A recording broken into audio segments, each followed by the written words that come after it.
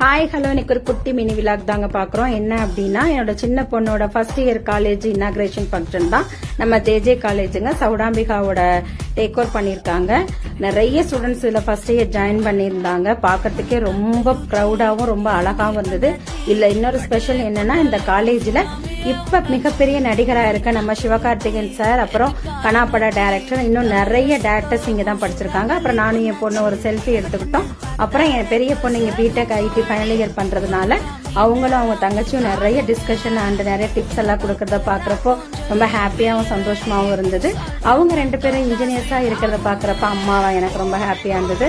மதியம் after lunch எங்களுக்கு கொடுத்தாங்க. நான்வெஜ் ஆர் வெஜ்ஜும் பண்ணியிருந்தாங்க.